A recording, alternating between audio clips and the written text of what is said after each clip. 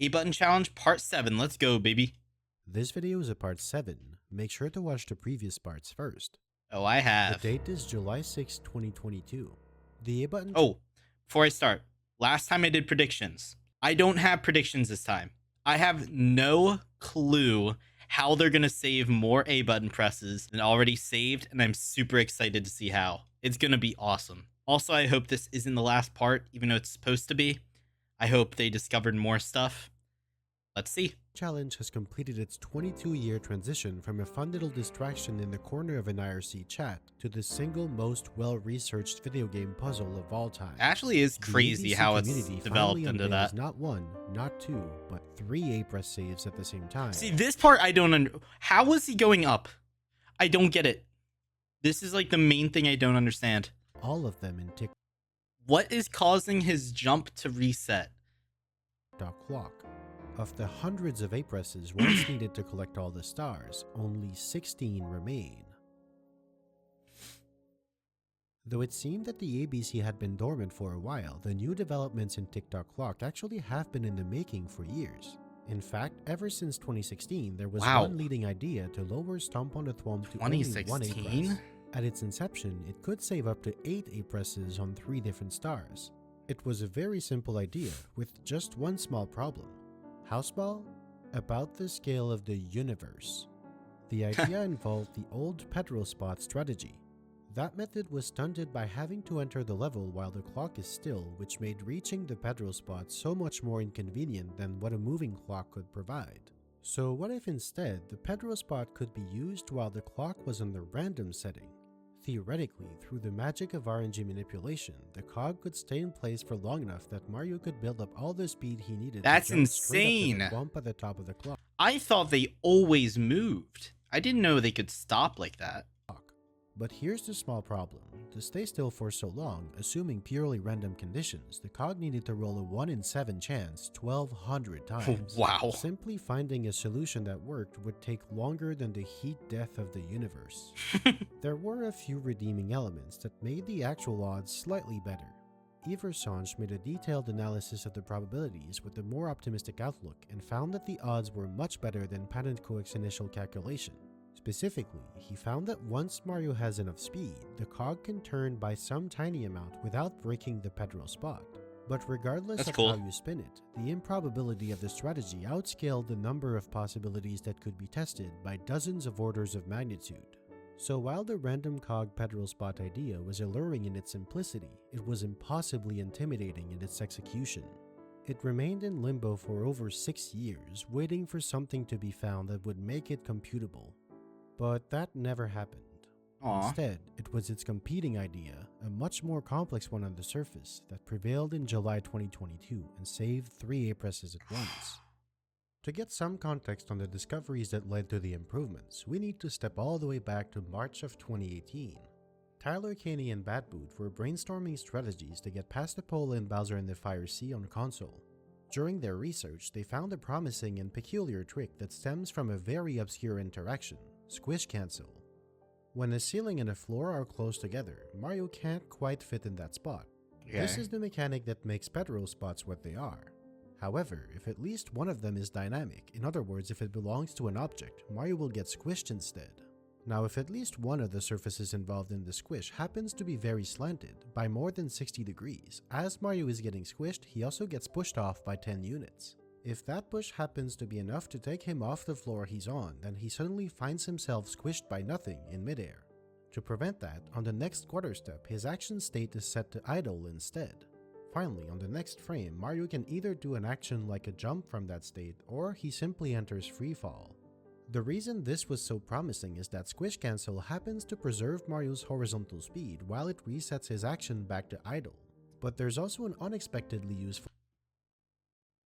Oh, so that's how he keeps resetting to get the ground pound.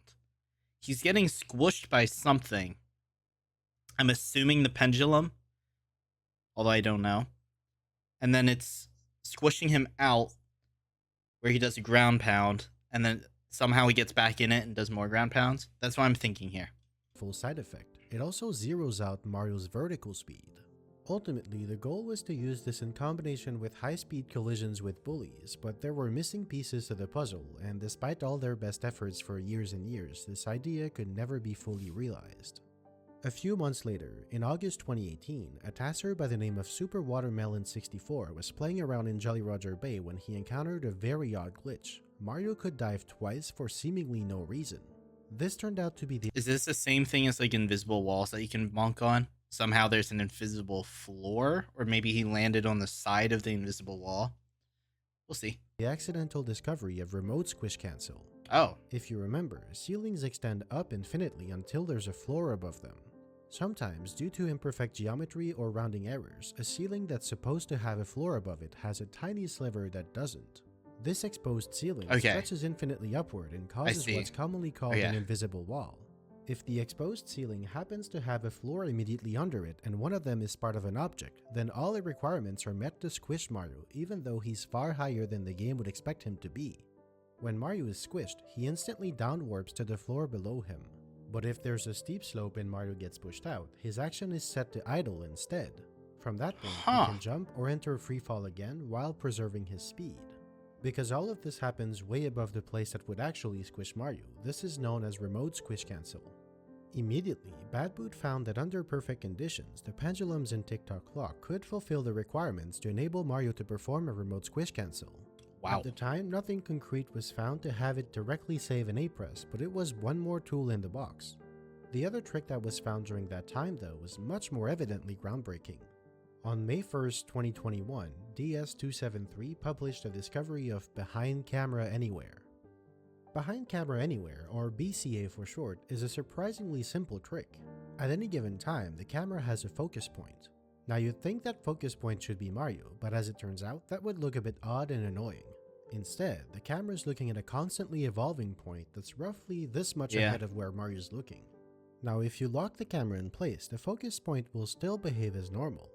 If Mario goes really close to the camera, the focus point in front of him can end up on the other side. The camera always looks at the focus point, therefore Mario can end up behind the camera so long as he's looking in the right direction. To save on resources, anything that isn't in the current field of view of the camera isn't being rendered, because it wouldn't be on screen anyway. That's true even of Mario himself. If he's far enough behind the camera, then he no longer gets rendered. And you know what that means. If Mario isn't being rendered, then whatever he's holding also isn't being rendered, so the hope does not get updated. That's right, Behind Camera Anywhere is yet another hope preservation method, adding to the hat-in-hand glitch, instant release, and pause buffered hit stun. Of course, it comes with its own set of challenges. Mario needs to grab and release an object all while keeping himself behind and his focus point in front of the static camera. That's a pretty restrictive situation that effectively prevents moving around with the object and also limits Mario's facing angle during the trick. Nonetheless, Behind Camera Anywhere would prove extremely useful to streamline a lot of existing cloning strategies, and it even found its way into real-time ABC. But it seems like the most realistic one that you can do as a human. So that makes sense. Importantly, BCA enabled new possibilities for crazy routes in Tick-Tock Clock. Combined with remote Squish Cancel and a few thousand hours of working out, this discovery led to the 3 A-press saves in Tick-Tock Clock 14 months later. The idea boils down to solving one problem, getting past this section of the level in no A-presses. The stars, the pit, and the pendulums, time jumps on moving bars, and stomp on a thwomp all rely on clearing this section. The existing method bypassed the whole thing in one A-press with hyperspeed grinding. To go from one to none though, a completely different strategy was needed. It can be broken down into 3 steps. First, crossing this gap, which has been solved for years using a bloated bob-omb. Second, getting up to here, which can be done with a dive star recovery to the side and a star dance clip. And finally, dismounting the pole, which can be solved with another conveniently placed fire clone. And that's it. With just these 3 steps, the whole section is cleared in no A-presses. Actually, not quite. It's easy to look at each individual problem within a level and find a solution that misses the bigger picture. This is one of those. The Stardance clip looks like a great solution, but it actually isn't. It's all because this gap already uses a Stardance clip. You can only spawn 100 coin star at once, but here you would somehow need 2. One of them has to go. This is where DS273 came up with an absolutely crazy plan that could, in theory, get rid of this Stardance clip. But it was a bit of a lunatic idea that had no business actually being possible. Until a newcomer, SJMHRP, jumped into the problem headfirst. She created various programs to search for the one perfect alignment of stars that allowed DS's insane plan to work. This task was astronomical. But after 1,000 hours of work over 8 months and after over 10,000 computational hours to search through billions of permutations of conditions, oh my she found the solution. Sit down, buckle up, and put your helmet on. Let's get it out of the way right off the bat. Mario rides a pendulum into the ceiling. He gets squished and burned, then repeatedly ground pounds to gain height, all the way up until he grabs. So it's from the untrained eye. To me, it looks like he's able to cancel the ground pound because the pendulum arrives at just the right spot to have that invisible wall glitch. And then it cancels his ground pound and he's able to do it again. And it's spinning at enough speed that it's like perfect. That's what it looks like. I'm not sure if I'm right. Pounds to gain height all the way up until he grabs the ledge at the top. Finally, he pulls a bob-omb out of his pocket and uses it to cross the gap. That's it. That's how it's done. And now we need to spend 20 minutes understanding why.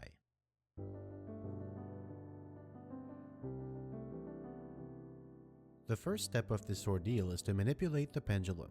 It needs to reach a very specific state, so a total of 61 minutes of manipulation is required to do so. After this much manipulation, it's now spinning so fast that it does 50 full rotations per swing. But it's not just the speed that's important, it's also the exact angles that the pendulum will be taking at various times a couple dozen frames apart. Next, Mario rides the pendulum up into the ceiling. Normally, he should get squished, but there's a 10-unit gap where Mario is stuck in the ceiling without being squished. So long as Mario keeps walking, he stays stuck in that ceiling. If he stops walking, he falls down. So after a few minutes of waiting for the pendulum to reach the correct state, Mario falls back down and gets carried up into the ceiling. This happens because collisions are processed in the order of walls, floors, and ceilings. Mario snaps up to the pendulum before the ceiling has anything to say about it. Also, Mario doesn't take damage because he goes from being lightly squished straight to being fully inside of the ceiling in a single frame. Now, Mario shouldn't be able to move around in here, but the pendulum provides a floor for him to stand on.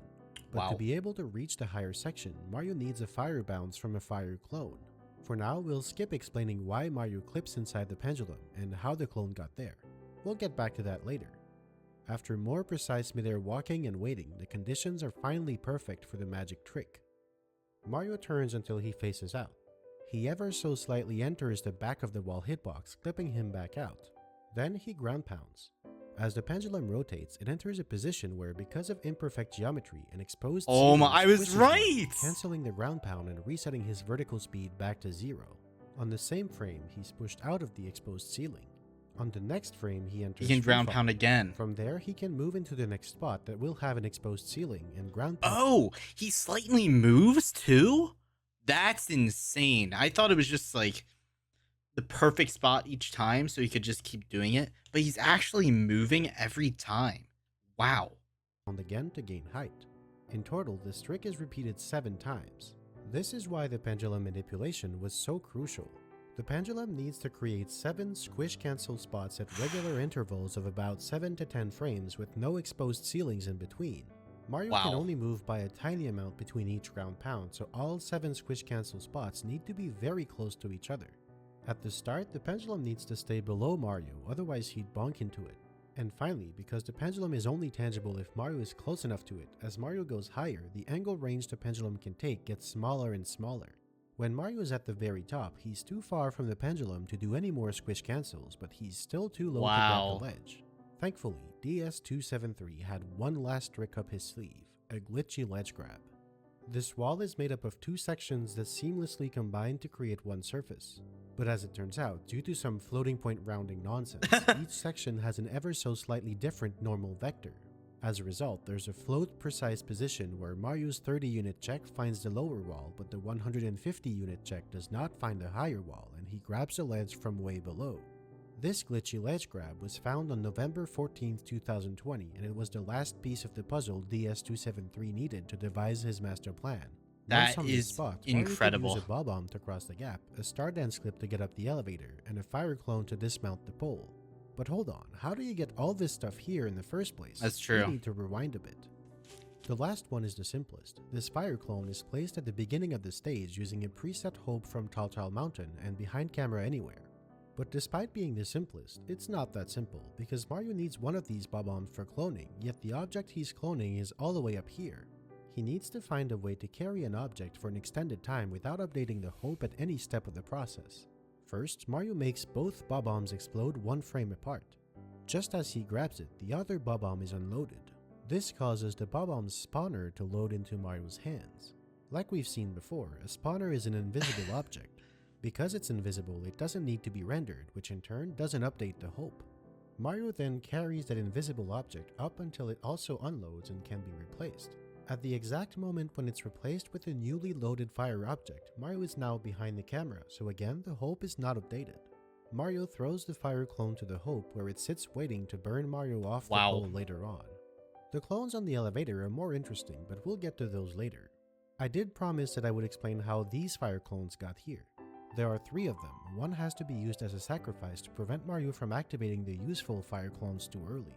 The clones were placed by setting the hope under this spot, then using BCA to drop them at the hope laterally but at Mario's height.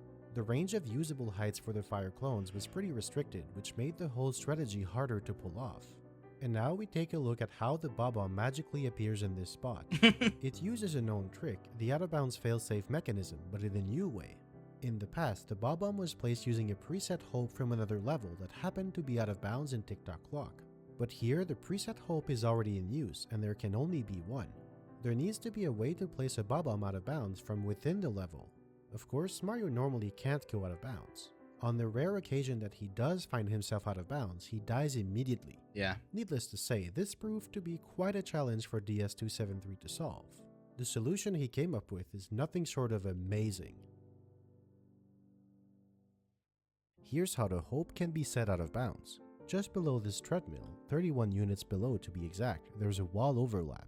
When Mario dives with the bob-omb onto the edge, the moving treadmill moves Mario off, which does 2 things. First, Mario enters a hands-free holding state, and second, his vertical speed of -24 is conserved. After 1 frame of falling, Mario's speed is now -28. On the second frame's first quarter step, Mario moves down by a quarter of that speed, or 7 units. He precisely enters the wall overlap and gets moved outside of the level. But wait, that's out of bounds. How can Mario be out of bounds without instantly dying? Well, he actually isn't. Even outside of the walls of the level, Mario isn't immediately out of bounds. As it turns out, the floor at the very bottom of the clock extends a little bit outside the walls. Mario's only treated as out of bounds if there's no floor under him, so technically he is still in bounds. After falling for a bit, Mario dives, which he can do while hands-free holding. He hits the actual out of bounds and bonks, which releases the bob-omb and knocks him back into the level. That's crazy. Meanwhile, the hope, which while Mario is diving is in front of his position, ends up out of bounds. Now, a bob-omb needs to be released there with some remote release method, either pause buffered hit stun, behind camera anywhere, or instant release. This turns out to be more challenging than it seems because of the 4000 unit activation radius. For the failsafe to trigger, Mario needs to enter the bob-omb's activation radius, which is this sphere. But the hope is too low for that radius to intersect this ledge, so the bob-omb needs to be released at the hope laterally, at about this height instead. However, at the moment when the bob-omb is released, Mario needs to be outside of this zone. Otherwise, the failsafe would be triggered immediately and the bob-omb would snap to Mario's position. This creates a bit of a problem, considering the bob-ombs are right here. But what if they weren't? Prior to setting this hope, spawner, Mario right? clones one of the bob-ombs by reloading it from above the spinners. Oh. He uses that bomb to clip through the wall on the moving bar. Again, despite being outside the walls, He's the on moving a bar floor. provides a floor for Mario to stand on. He releases the bob-omb here, setting the hope in this weird semi-out-of-bounds spot. Then he clones another bob-omb, making sure to avoid updating the hope. Using BCA, he throws it out of bounds. Something weird happens. The bob-omb goes to the hope, but gets stuck in a weird mid-air oscillation. This sparks a few questions. Why does it do that? Because it's out of bounds. When a bob-omb tries to move out of bounds, its movement is reversed, which normally should send it back towards the map. But when that new position is also out of bounds, it runs into the same issue on the next Oh, it's a frame. loop. The net result is the bob-omb oscillates between two out-of-bounds positions, reversing its movement on every frame. But why is it out of Interesting. bounds if it's just above the moving bar? Because just like any other object with collision, moving bars are only tangible if Mario is close to them. Because he's not, there's no floor here and the bob-omb is indeed out of bounds. But if it's out of bounds, why doesn't it snap to Mario? Because the failsafe only triggers when Mario drops a bob-omb. When he throws a bob-omb, it goes to the hope regardless of if it's inbounds or not. So, Mario throws the bob-omb out of bounds where it remains until he goes right next to the moving bar to make it tangible. During that time, he sets up the out-of-bounds hope using the treadmill for the next part.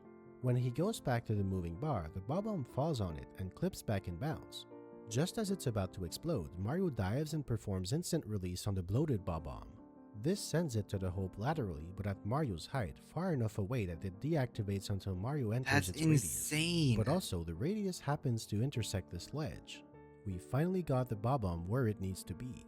This, however, creates a new problem. Remember, Mario cannot enter the bob-omb's activation radius until the exact moment when he's ready to use it. The radius intersects the destination, sure, but it also passes right through the section where Mario rides the pendulum into the ceiling.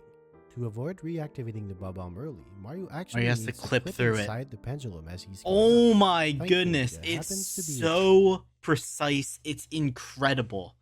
This challenge is so cool. tiny 1 unit wide sliver of floor inside the pendulum for Mario to stand on.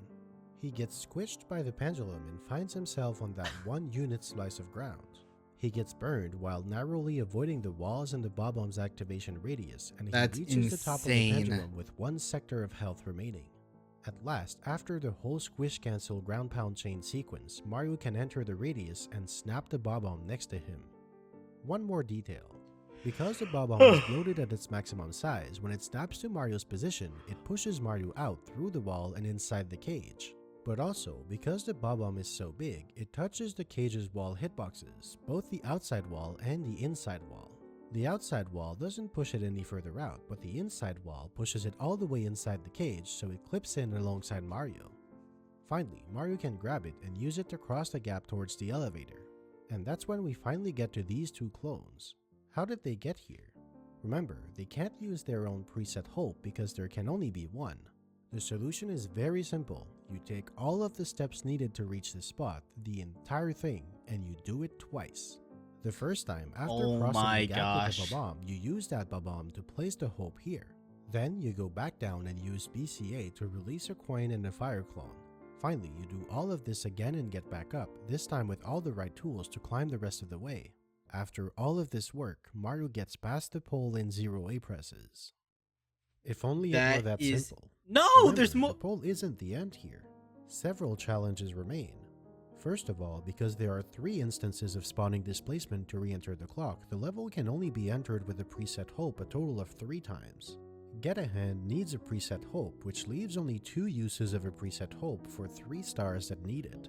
The second problem is that the Pedro Spot VSC strategy for the end of Stomp on the Thwomp required a different preset hope to send a bob-omb high above Mario. The third problem is that time jumps on moving bars also required its own preset hope for the bob-omb clip at the end. Wait. Did he just go through 21 minutes of a video to explain something that wasn't used? Because that is incredible. That's so... Oh my... And if it is used, I like this little twist. How could all of these extra bob-ombs and preset hopes ever be reconciled? Well, the third one was actually solved in September of 2018 by DS273. It turns out the overuse of preset hopes with limited opportunities to enter TikTok clock from anywhere in the castle was spotted as a potential issue back then as well.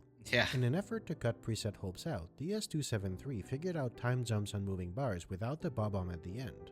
The solution he came up with was the first use of Squish Cancel in the ABC.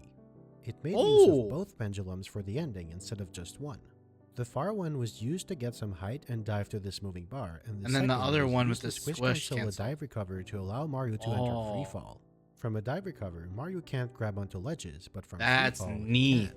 This lets him grab this ledge and reach the star in no A presses with no bob-omb, and therefore no preset hope. Now for the other 2 problems. Luckily, both of them can be solved the same way. Unluckily, that way adds to the solution to get past the pole one extra thick layer of madness. Remember, the bloated bob-omb used to cross the gap is one of the two bob-ombs found at the very bottom of the stage. The solution to the two problems is to bring the other bob-omb past the pole. The general idea of the route stays roughly the same until it's time to make the final ascent. That's when even more steps are needed to bring not just one, but two bob-ombs up. First, there are a few explosion clones that need to be set up for what's coming up. Explosion clones function like you would expect. When Mario collides with them, they knock him back and damage him, then they become intangible, just like most other clones. Mario places one explosion clone over there using BCA and 3 more right here. The first clone is a sacrifice so that the other 2 can be used later. With that done, the hope is set up out of bounds on the moving bar, and the first bob-omb is thrown there using BCA, where it will be held in place safely, much to our convenience. Next, the hope is moved out of bounds using the clip below the treadmill. This hope will be used to move both bob-ombs up the clock. Now, Mario wants to grab the second bob-omb. Here, however, there's no other bob-omb whose spawner can be conveniently used to bypass updating the hope. This is where the explosion clones come into play. They allow the use of pause buffered hitstun until a new invisible object is able to be loaded into Mario's hands, a star particle spawner. This takes a while, which is why 2 active clones were needed, the first one to knock Mario back and the second one to extend his invincibility frames long enough to load the star particle spawner. That spawner quickly unloads, so now Mario's holding a vacant slot. Therefore, he needs to be careful not to generate too much dust particles and other temporary objects that could load into his hands and update the hope.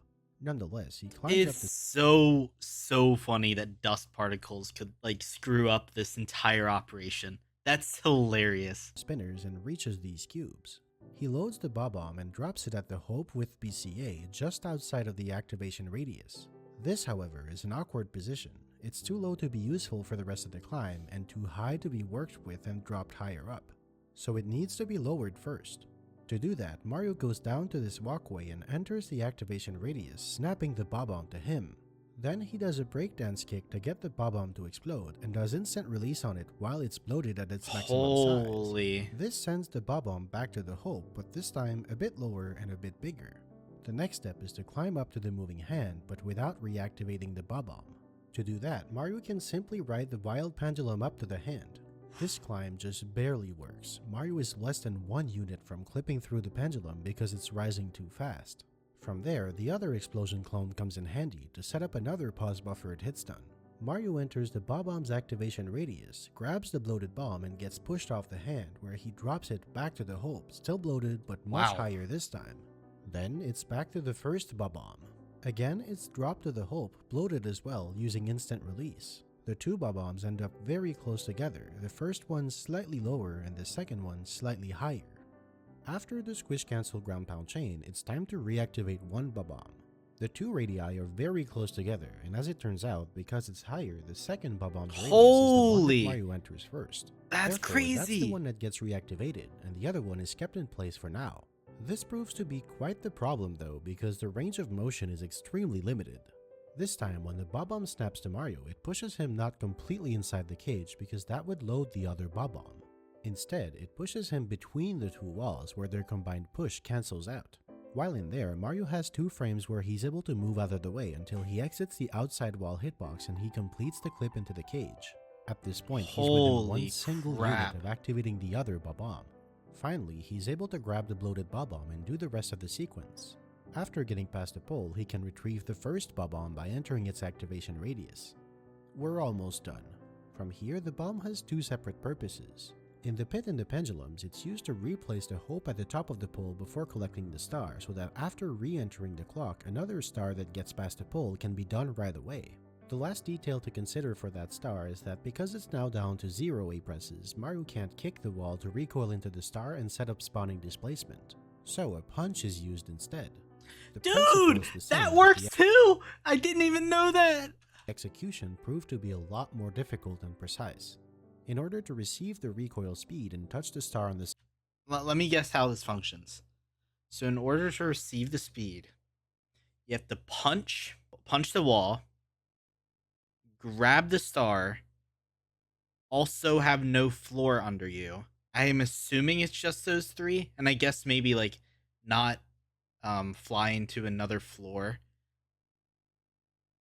That's my guess. Same frame, a very specific sequence. Let's back it up a little. In order to receive the recoil speed and touch the star on the same frame, a very specific sequence of events needs to happen. First, Mario punches from on top of the pendulum shaft. Then he snaps down to the head. This is possible because when Mario is on the ground, he can move from a higher floor to a lower floor by up to 100 units at once. On the next frame, Mario is on a float-precise seam between two walls, so he gets pushed by both. Holy, I was so off. And his punch connects with the wall. Finally, he receives recoil and touches the star one frame later, and he falls with backwards momentum. This specific set of conditions turned out to be nearly impossible. After making and running incredible. a brute forcer to figure out a configuration that worked, Pendulum found nothing. His closest attempt was just 2 units short of touching the star. But after brainstorming new options with DS273, he finally found one single solution that required a dive roll from the other pendulum to punch the wall with enough speed. Note that the hand also needs to be in this precise spot to stop Mario from doing a star dance clip on this platform instead, which would ruin the spawning displacement. For Stomp on the Thwomp, Incredible. the bob is used along with a slightly more complex pendulum manipulation to send Mario to the pedal spot. This was the combined work of DS273, Marbler, and Pan and Cook. First, Mario goes up to the platform above the pendulums where he manipulates both of them at once. Then he falls on top of the first pendulum, reactivating the bob-omb. It pushes Mario into a spot just a little bit inside the ceiling, like we've seen before. Jeez. Mario walks in midair, stuck in the ceiling, and he's moved around by the bob-omb, pushing him back.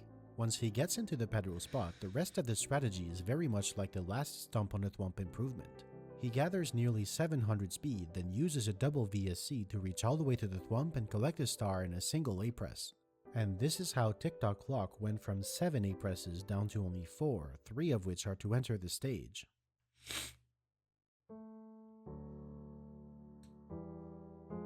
It started at 208. That's crazy. And it's at 16. Hopefully lower, because I want part 8.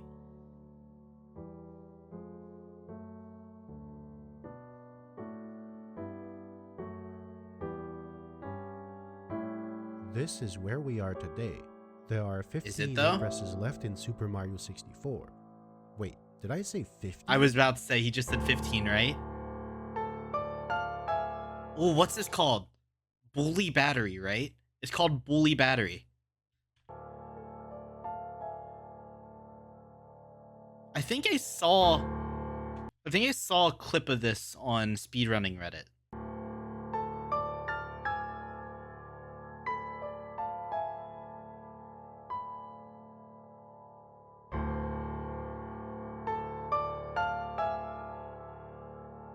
Yes! That confirms the part 8. Wow. Wow. Again, I said this last video, I'll say it again. I'm not a part of this community. I have never fiddled with the A button challenge. I don't have the brain for it. But holy crap, it's so cool. It is incredible what people devote like a lot of their time to. It's incredible. Thank you, Pen and Coic. Thank you, Bismuth, for making these. Thank you, everyone, for finding all these tricks just so we can have these phenomenal documentaries made. They are amazing. Thank you. Thank you for watching. I'll see you in part 8. Peace.